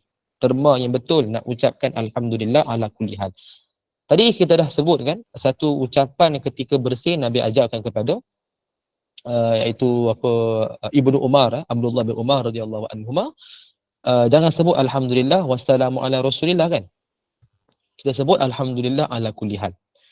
Ini satu lagi hadis, kita nak faham apa maksud alhamdulillah ala kulli hal secara praktikal.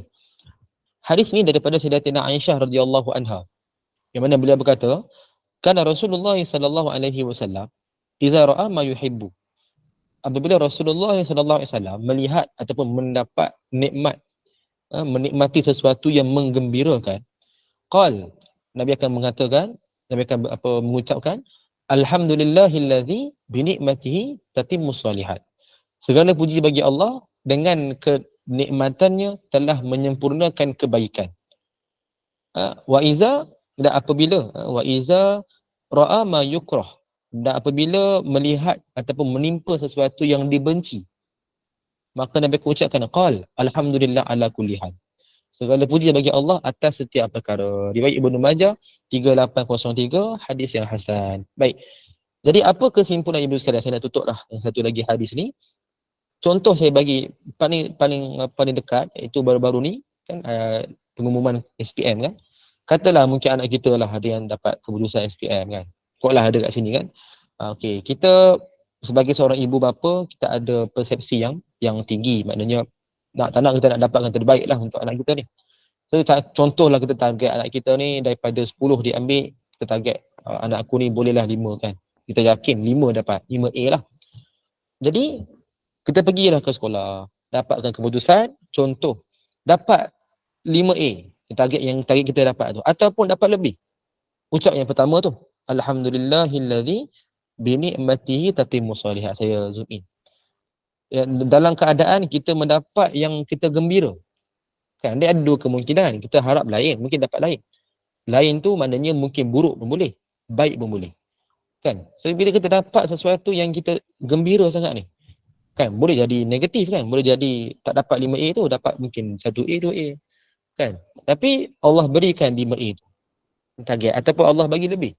Ucaplah yang pertama ni, alhamdulillahillazi bi ni'matihi tatimmus shalihat. Segala puji bagi Allah yang dengan kenikmatannya telah menyempurnakan segala kebaikan. Okey, ni saya kira kita biasa amalkan jugalah. Alhamdulillah ni ketika dapat gembira ni kita biasa amal. Tapi satu lagi yang kita rasa macam pelik Nabi bila mendapat sesuatu yang Nabi tak suka, Nabi akan sebut alhamdulillah ala kulli hal. Segala puji bagi Allah atas setiap perkara. Termasuk dengan bersin tadi. Bersin ni kalau kita lah kan, normal kita takkan suka nak bersin sebab mengganggu kita. Kadang-kadang ada orang lagi kesian, dia bersin sampai keluar hingus pun ada kan. Bersin sampai terkeluar kahak pun ada. Maknanya dia akan mengganggu dia sikit lah.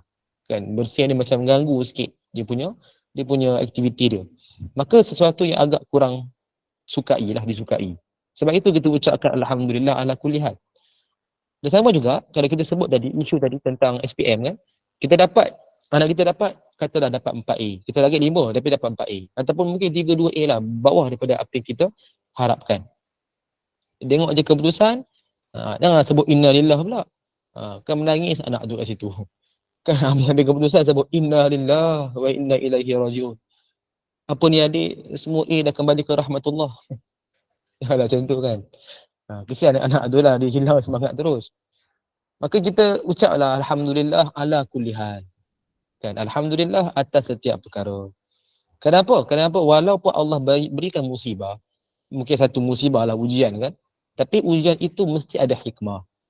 Kan kita tahu, sifat ujian ni Allah takkan memberatkan kita daripada sesuatu yang kita tak mampu.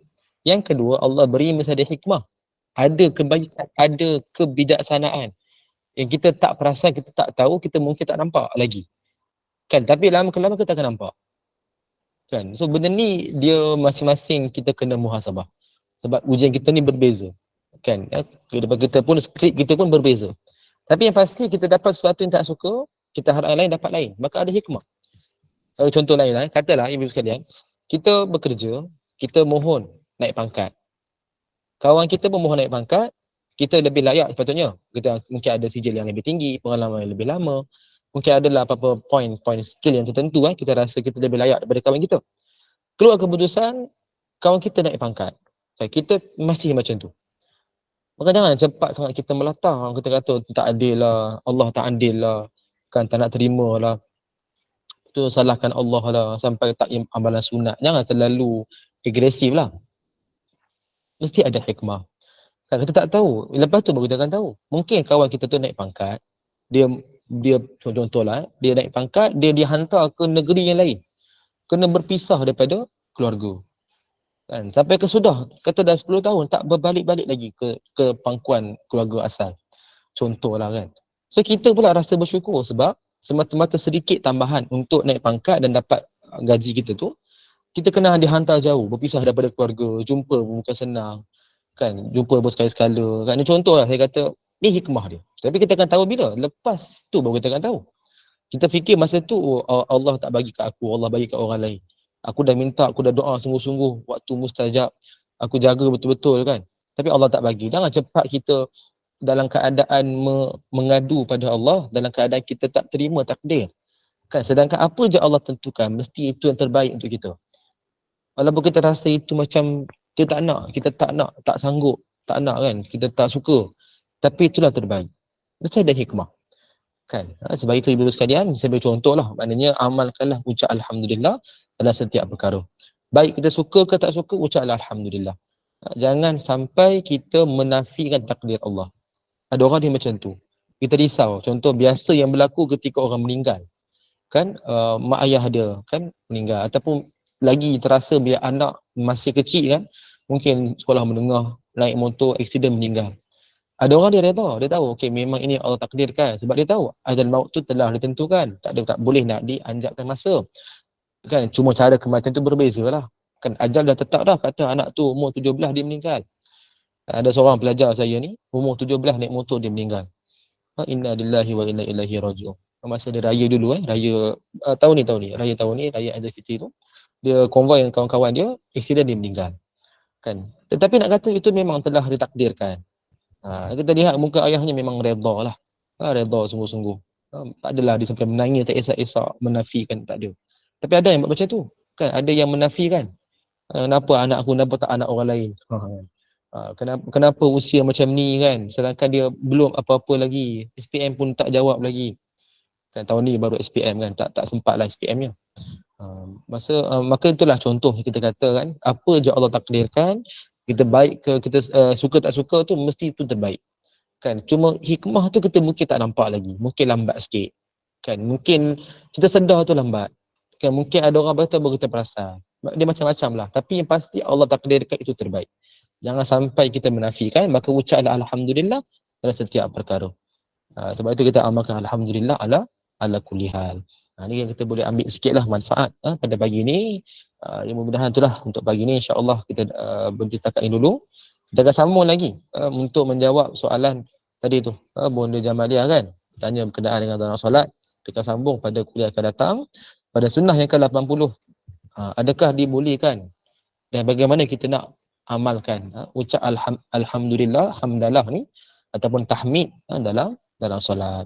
Kita bincang akan datang, biar suspend dulu. Nanti kita huraikan kemudian insya-Allah. Mudah-mudahan ada manfaat pada pagi ini, sama-sama kita amalkan insya-Allah. Wallahu taala a'lam wa ilmuhu atab. A'udzubillahi samiil alim minasyaitonir rajim. Bismillahirrahmanirrahim. Alhamdulillahirabbil alamin wassalatu wassalamu ala asyrafil anbiya'i wal mursalin سيدنا محمد وعلى آله وصحبه أجمعين. اللهم إنا نستودعك ما علمتنا فردده إلينا إن حاجاتنا إليه ولا تنسيناه يا الله يا رب العالمين. ربنا آتنا في الدنيا حسنة وفي الآخرة حسنة وقنا عذاب النار. وصلى الله على سيدنا محمد النبي الأمي وعلى آله وصحبه وبارك وسلم. الحمد لله رب العالمين. آمين يا رب العالمين. Ya Bunda Habibah, apa Bunda Habibah? Ya.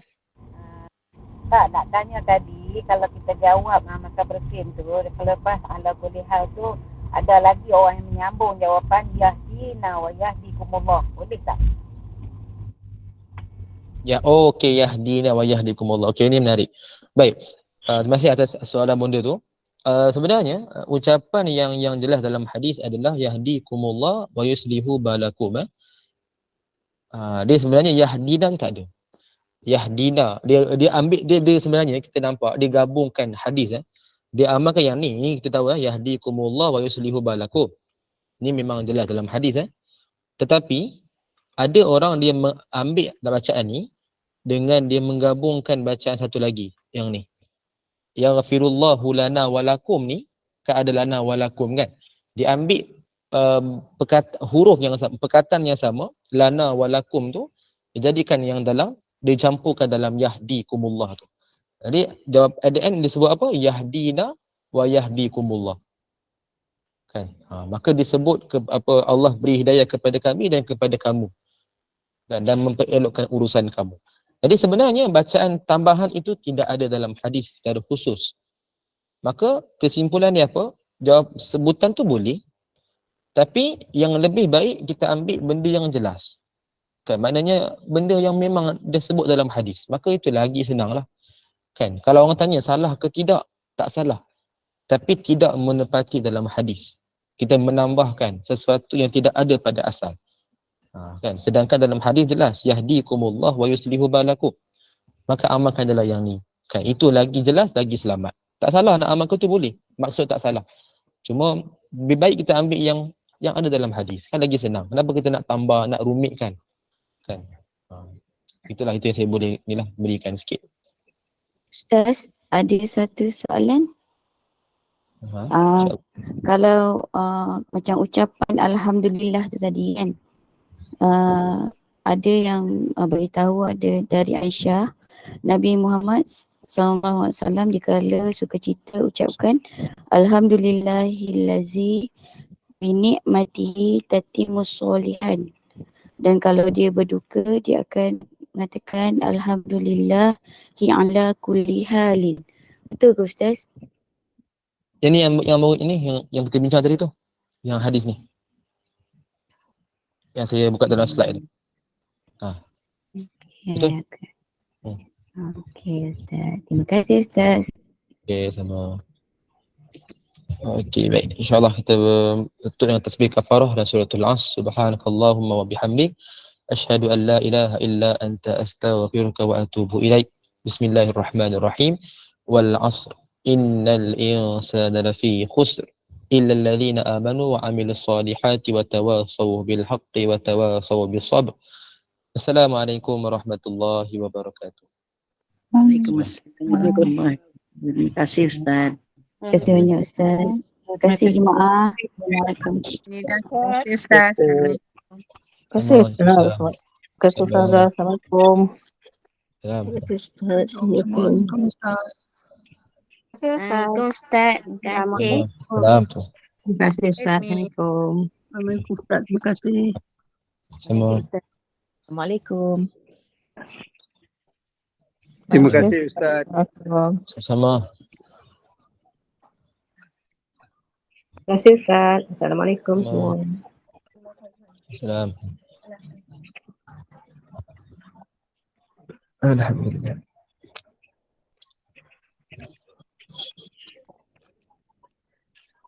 Okey, saya mau live dulu Okey, terima kasih Ustaz. Assalamualaikum warahmatullahi wabarakatuh. Assalamualaikum. Semua. Okay, jemaah nanti kita jumpa insya-Allah pada slot Al-Maksurat petang ni ya. Terima kasih. Ustaz. Terima kasih admin. Assalamualaikum. Waalaikumsalam warahmatullahi wabarakatuh.